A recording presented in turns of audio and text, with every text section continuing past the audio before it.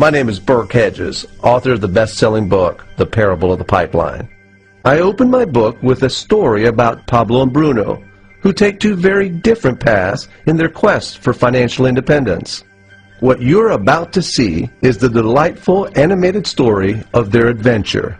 So, sit back, relax, and enjoy the life-changing lessons in The Parable of the Pipeline.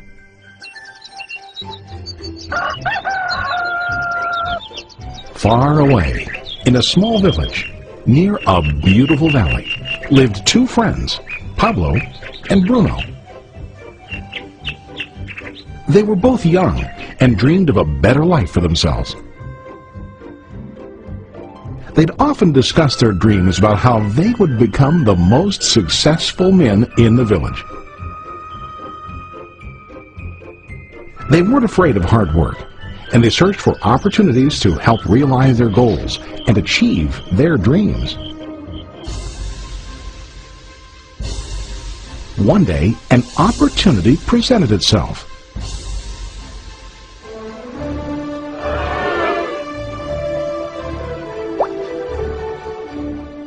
The mayor of the village decided to hire two people to bring water from a spring up on the mountain, across the valley, back down to the village.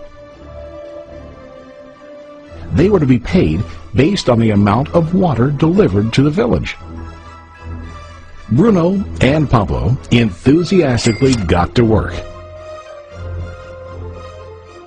Every day, from morning till evening, they carried buckets to and from the spring. They worked hard, carrying water to the village. In the evening, they'd return home with their day's wages.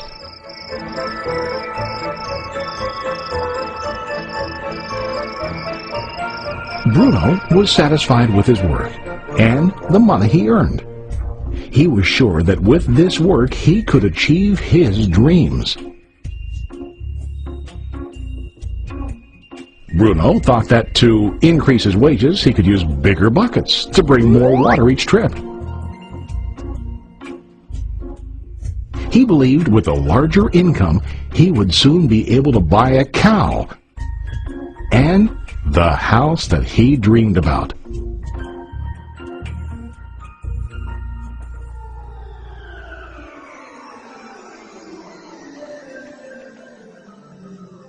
Now Pablo was not satisfied. At the end of the day, his back and hands ached, and he was exhausted. He was looking for an easier way to earn more. One day an idea occurred to Pablo.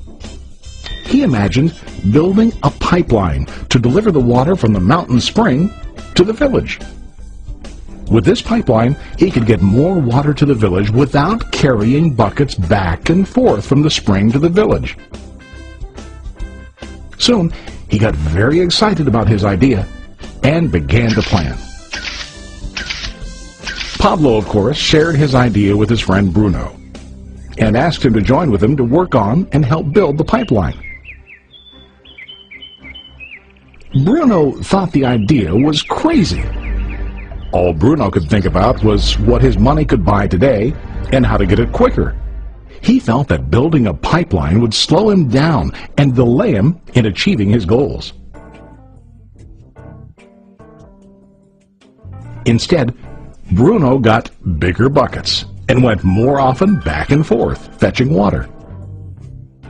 He was sure that with this method, he could make more money.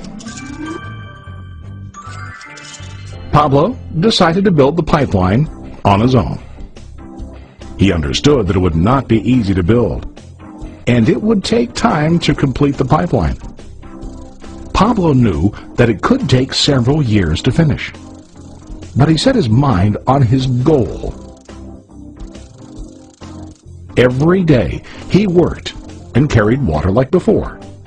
But on weekends and during his spare time, he worked hard to dig in the rocky soil and build his pipeline. In the first month, there was little to show for his work.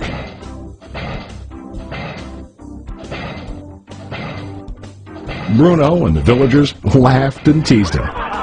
They called him Pablo the Pipeline Man. During this time, Bruno's income doubled.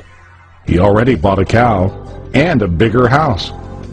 His lifestyle changed. He now spent time after work in the bar, enjoying his hard-earned wages from delivering water.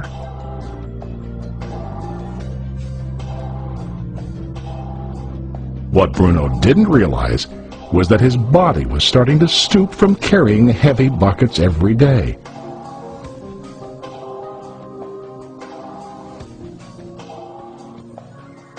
His face looked worn and his body tired. Soon, he began to carry less and less water due to the wear and tear on his body.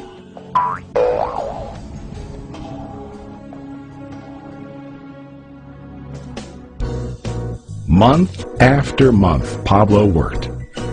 Soon a year passed, and then a second year. Finally, Pablo finished his pipeline. He now used his pipeline to deliver water to the village instead of carrying buckets. Pablo was now earning more money than ever before. The water continued flowing to the village, while Pablo wasn't working. While he slept and ate, the water flowed. Pablo was happy and proud of his insight, persistence, and hard work. Now his income flowed as long as the water flowed through his pipeline.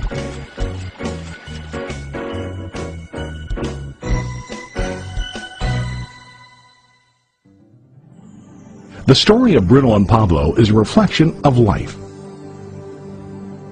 Their jobs symbolize what most people do to earn money. Bruno gets his money using buckets. He goes back and forth, carrying his buckets from the spring to the village in exchange for money. To increase his income, he either has to go more frequently to the spring or to use larger buckets. It's common in real life to increase our income by working harder. For example, working overtime or getting a second job. We also increase the size of our buckets by accepting a higher paying position, which often includes spending more time on the job. Most of us exchange time for money like Bruno. We know that every person has only 24 hours in the day and that it's not possible to use all our time to work. The most difficult time comes when we can no longer exchange time for money due to age, health, or other reasons. Then, our income stops. Now let's review what Pablo did. Very wisely, Pablo did not exchange all of his time for limited income, but he used some of his time to build a pipeline. He knew that the pipeline would bring ongoing income as long as the water flowed. An ongoing income that multiplied the time he worked each day. Pablo knew that someday, maybe because of age or health, he would no longer be able to exchange his available time for money. Pablo knew that if he could make his idea of a pipeline work, then he only has to do the hard work of building the pipeline. After the pipeline was completed, Pablo was able to monitor and maintain the flow of water to ensure that his income will continue. Pablo has shown us that to earn an income, we don't always have to directly exchange time for money. There really are better ways. How about you? Are you still like Bruno, who directly exchanges time for money? Or do you want to be like Pablo, building and maintaining a pipeline for ongoing income? If you are interested in the idea of building your own pipeline, contact the person who lent you this presentation. You can start building your pipeline today.